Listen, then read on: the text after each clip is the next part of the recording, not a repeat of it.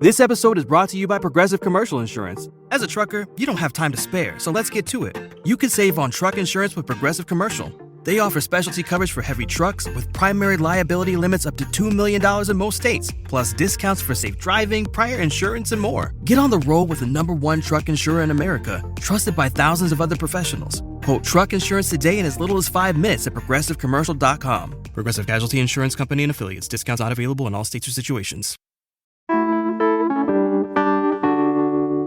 Did you know that the OLCC requires all businesses that serve alcohol to also sell food? And not just snacks, like full-on hot meals.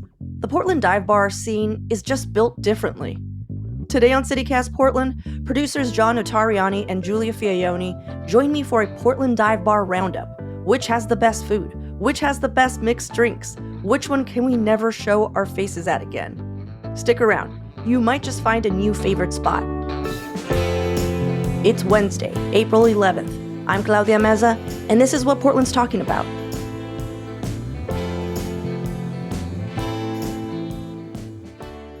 Okay, so before we start, ground rules. What is everybody's definition of a dive bar? Just so we have equal footing in the discussion and someone isn't bringing in Applebee's or something. I can go first. So I think cheap drinks are important. Not a huge budget on decorations or interior design. But I think the most important thing is that it's like a cross-generational space. I think that ability to kind of have that mix of everyone at once is really important. Giulia, what do you think? Definitely some dim lighting, no frills, ideally carpeted floors, late hours, regular customers, people that you're guessing you'll probably see every time you go. Yeah, I definitely feel like dive bars are for the locals, whoever's in that neighborhood. And I feel like you need at least one video poker machine or a Keno. That's actually how I used to decide like where not to go.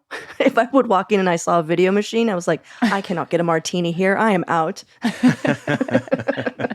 Martinis and Keno do not mix. Yeah. That's not how I feel anymore. This is also maybe a testament to me still being very Canadian, but in the lotto machines, I'd never seen that before. And now my eyes just glaze over when I walk into a dive bar and they're in the room. I also feel like the lotto thing is new to me too, because I'm from Michigan and that wasn't a thing in Michigan. Also, just the presence of food in dive bars, because of the laws in Oregon. Exactly. You have to have food. So which dive bar do we think has the best food? Here's a controversial counter question. Can the food in a dive bar be good enough that it no longer is allowed to be a dive bar? But see, I think that's what makes the Portland dive bar its own unique thing. I feel people in town go to certain dive bars for specific things, like Reel 'em In. Yes, it's a chicken and JoJo place, but it is also a dive bar. Yeah. But if you want fried chicken and a cheap beer, where are you going to go? Reel 'em In was actually at the top of my list as like the ideal. I think we're all in agreement on that front. Reel 'em In's at the top of my list. And a close second for me, just for more variety of options. And this kind of touches on your argument, John, about whether or not it's the dive bar anymore, but the Vern on Belmont and Southeast. I just hear most people talking about the food first when they mention the Vern. And then the atmosphere second. I still consider it a dive bar, but yeah, definitely one of my favorites when it comes to food. Can I throw in one other sleeper food hit of dive bars? Of course, always. Yes. Marathon Taverna on West Burnside, right by Providence Park. Kind of a sports bar, but they have the cheapest breakfast I've ever seen in my life. You can get a legit $3 breakfast at this place. Okay. 2 eggs, 2 pieces of bacon, 2 pieces of toast, $3 out the door. Like, to me, that is like, dive bar food. It's like practical, it's sustenance, and it's cheap. Yeah. And also Slim's. It has this really great tofu dish, which also like, what? Tofu? But it's a Japanese style tofu with like a really flavorful broth. And then the gyozas, it's like handmade gyoza. No way. Yeah. So that bar is co-owned by a man from Saudi Arabia and a woman from Japan. And so she runs the kitchen and he runs the bar. And it's really funny to see these like kind of lumberjack looking bartenders Yeah. just delicately putting the gyoza together on trays, and there's usually two of them, and their heads In down, the zone. wearing their flannels with their little beard. I'm just like, I better not get a beard hair in that, man. Just like putting that stuff together, and I don't know, it's such a whole vibe, and that's like one of my favorites as well for food. Oh, is yeah, slim. because it's surprising. Yeah. Yeah. I think you hit it. I think a really good dive bar, it's supposed to surprise you. It's the undersell. It's the undersell. It's like, oh, you're going to come in, you're going to get your Rainier tall boy, and here's a magnificent piece of fried chicken. And Yes. here is a burger that you're not going to find anywhere else. Yeah, because it's kind of like finding a community you didn't know existed, and like the food can be a part of it. Exactly. Okay. Can I flip it? Sure. What's a great dive bar that you like to hang out at, but like would be trepidatious about eating at? They serve food, but you're not quite sure if you're going to eat it. What's on that list for you guys? Okay, I'm going to give a really controversial take on which one. The Florida Room. And I know the Florida Room is beloved, but I've never been a fan of their food. It's just like very fried, and for me, it's always been a little bland. And I don't like fried and bland. Yeah. I would say anytime I go to Florida Room, it's just like tater tots. Florida Rooms is like a tater tot bar. Yeah, exactly. And I'm not a big fry person or like tater tots. Whenever we go to Florida Room, I have to remind myself to eat beforehand because there's not gonna be much for me there. Yeah. Here's the thing, though. That's certainly a luxury that I think Portlanders don't maybe recognize, where you can choose to not eat at a tater tot bar. Because like that sounds great for a dive bar to be serving decent tater tots. Yeah. Rather than just like thumbtacked chip bags to the walls, which is usually the case. I feel like I just trashed the Florida Room's food, but my next question was going to be which one, makes a surprisingly good cocktail. And I also want to bring Florida Room back because they actually make a decent cocktail because they have a hand juicer there. So all their juices are fresh and delicious, and you could just get a juice if you want, It's funny that you mentioned that, because the one time I went to the Florida Room, I got a cocktail that required for them to use the hand juicer, and I felt like the bartender had no idea what they were doing, and they totally overshot the balance, and it came out to be like this strange watery drink with like pre-melted ice cubes, and oh man, now we're going back. His hands all sticky. He's like handing me the cup, like, here you go. Florida Room, I tried. No, I tried. I'm like, you don't feel good about that. Don't give me that. Did he garnish it with some mint though? There's something in there to cover it up. John, what about you? I feel like the mason jar cocktail is something you can trust at a dive bar, of them just like dumping a bunch of stuff into like a glass jar.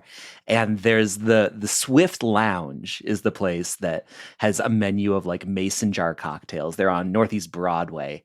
And that is like, if I'm going to a dive bar and want a mixed drink, that's what I'm getting. Something that's just like a big jar of ice and juice and a little bit of liquor in it. So I'm going to out you, John. You used to be a bartender. I was, A mixologist. I worked more on the cocktail end than the dive bar end. But spent time on both sides of the bar for sure. So what's your go-to dive bar drink? Knowing, as I said, it's not a usual place for a martini. I'm probably just going to get a beer. As someone who has made cocktails professionally, I think if you're going to a dive bar, you should tread very carefully if you're ordering a cocktail. I had this friend who used to work at a dive bar in Detroit, actually, and every time I came in, he would like make fun of me by miming like he was making a fancy cocktail. Just like the idea that he was going to make a nice drink in that room was so absurd. He was just like, hey, look at me, I'm shaking a cocktail like you, John. And then he just pours you some Old Crow. Yeah. I think the key to that is just becoming friends with the bartender, because I go to the Sandy Hut on occasion and I've started to make friends with the bartender there. And whatever I ask for, it always comes out pretty decent. More decent than any other dive bar. The Sandy Hut is no longer a dive bar, though. The Sandy Hut so. is not a dive bar. Not. Exactly. It used to be. It used to be. Yeah. So what is it now?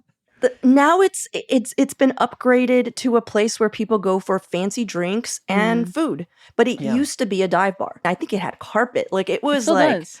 gnarls. Yeah, they took like a power washer to it, cleaned 2 decades of grime off. It's funny to hear that because it still feels like one to me, but one that is trendy, where I feel like a lot of people my age are going to like take photos. I think Mhm. it's like dive bar museum. That's It's a like a great way to put it. preserved Yeah. replica of what a dive bar used to be. Mm. Dive bars are the opposite of trendy. Yep. If you go into a dive bar and you feel cool, you're not at a dive bar. Yeah. I can accept that. Okay, let's take a little break here. And when we come back, let's talk jukeboxes, let's talk coziest spots, and maybe which ones we never go back to.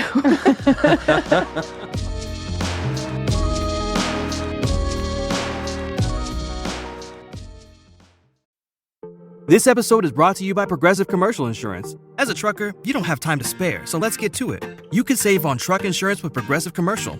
They offer specialty coverage for heavy trucks with primary liability limits up to $2 million in most states, plus discounts for safe driving, prior insurance, and more. Get on the road with the #1 truck insurer in America, trusted by thousands of other professionals. Quote truck insurance today in as little as 5 minutes at progressivecommercial.com. Progressive Casualty Insurance Company and Affiliates. Discounts not available in all states or situations.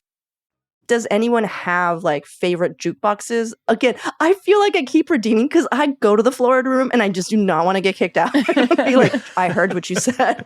But I actually do think they have one of the best jukeboxes in town. They're my favorite. Does anyone have any faves or honorable mentions? When I think about it, I don't really remember the music that's being played when I'm at a bar, but I'm familiar with both Billy Ray's and Roadside Attraction. I like those both a lot. And I've Billy Ray's heard, jukebox is great choice. Yeah. similar sentiments, but can't tell you what's in it off the top of my head.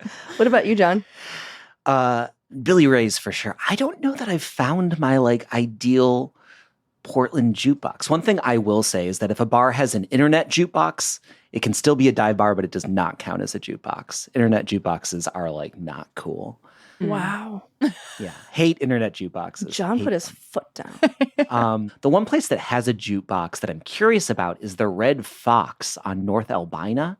Oh. And like that room yeah. has such a great vibe, but I've never seen their jukebox turned on. It's always off. And I always want to know what's on that jukebox because I feel like they would play really good music in there if it was plugged in. For sure. And I think it's because the bartender always brings in their own mix. You know what? Now I'm curious. What if we go and they had switched to an internet jukebox? Oh no, it would Shut it break my down. heart. It would literally break my heart. That's like when I move out of Portland.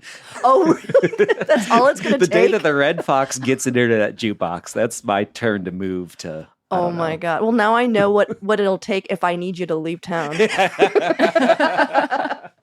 Okay, so what's a great winter dive bar that feels cozy? I think my pick is the Lay Low Lounge. It's on Powell, sort of like in between South Tabor and Foster Powell. And every time that I go in there, it just sort of feels like it's permanent midnight and like you can sort of just like bundle up in a booth with a drink and like feel really cozy. What about you, Julia? Roadside Attraction. Mhm. It's funny because majority of it is outside, but they do such a good job at creating an environment. It feels cozy and tucked away. Yeah, one of the best patios in the city, I'd say. Absolutely, yeah. They have like fire pits and stuff, so you can stay warm when you're outside. Okay, so which dive bar have you gone to and then never returned? And then what's the reason? Oh man, that's an easy answer for me. Wildwood Saloon on Burnside in Where is Northwest. Where's it? It's on Burnside in Northwest. Okay. It is a dingy divey dive bar, but the story behind that is it used to be my regular bar when I worked right up the street. And Go on. Yes. It's not that the dive bar did me wrong. I think I did the dive bar wrong. And, Oh, what did you do? just one too many nights there. It really became my living room alongside many other people. I had a breakup at that bar. I kissed a stripper at that bar. The regular customers know me. The bartender knew me by name. I think that's all I should say about it. But no shade on Wildwood. They're still kicking. I'd go back if they didn't know me, but So you can't go back because of your poor behavior. because of my never got 86. I will say I was Okay. a good customer, but yes, It's a personal shame. It's more of a it's personal a shame thing.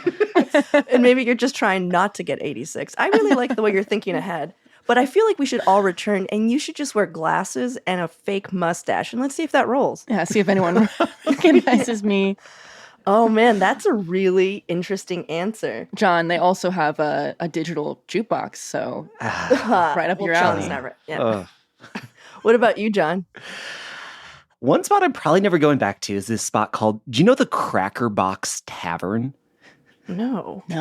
You've probably driven by it. It's on Lombard in sort of like the industrial area. Okay. And it's like on a block with nothing. And it sort of just looks like a shack. Mm-hmm. And I'd driven by it a bunch of times. And so one day I stopped in there and I assumed that it would be like kind of weird, but kind of quirky and interesting. And it was just like kind of weird. It was like a really weird vibe inside. Ooh. And I went and sat out on the patio and I was drinking a beer. And this woman comes out and goes, "Hey, do you want to buy some weed?" And had a giant like plastic Ziploc bag full of marijuana. Of like movie prop weed? Like movie prop weed. And this was like a couple years ago. This was like well into like it being fully legal in Oregon. Yeah. And she just had this giant Ziploc bag. Be like, great. "You want to buy this?" And I was like, "No, no, I don't want to buy that." Plastic Ziploc bag of weed. Of plastic Thank you, weed. though. So, that Cracker place Box. is a little bit too much for me. Okay, that's legit, John. That's a legit complaint.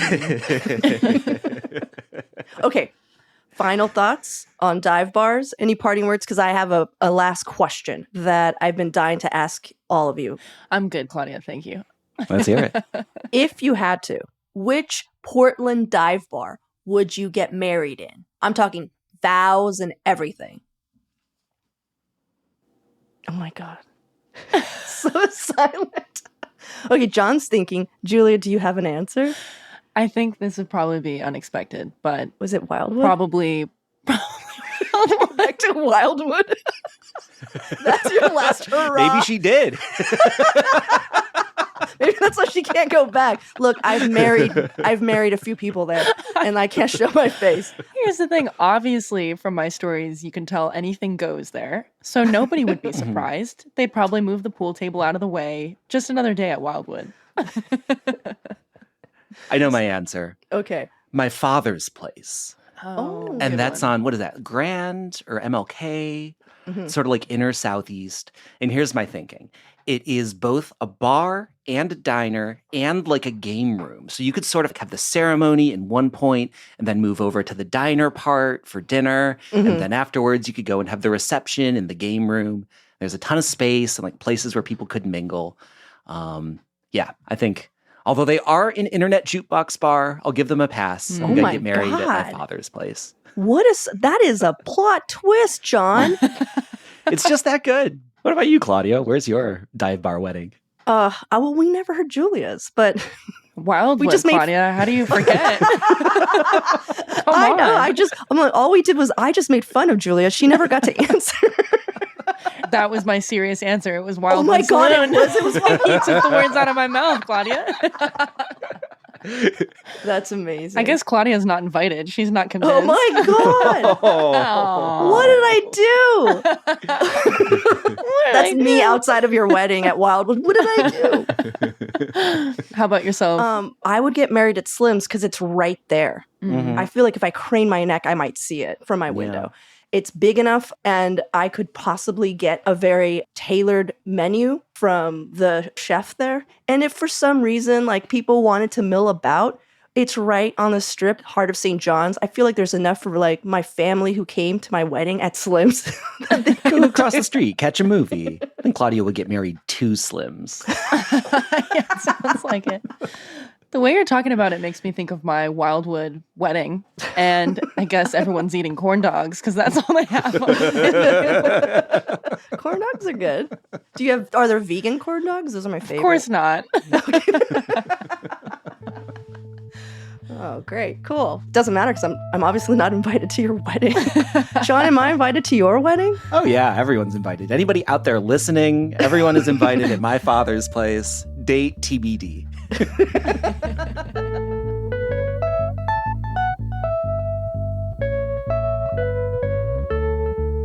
And now, it's time for your microdose of news. On Monday, Governor Tina Kotek announced that Multnomah County is getting more than $18 million in emergency funding to address homelessness.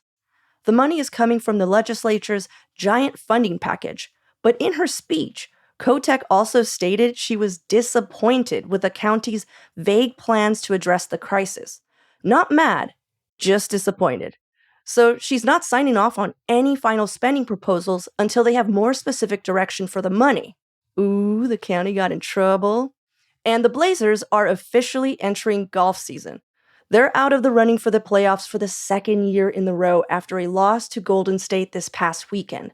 Now, I don't care much about basketball, but I have a ton of friends that do. So from the bottom of my heart, I'm sorry your team has disappointed you, like Multnomah County has disappointed our governor.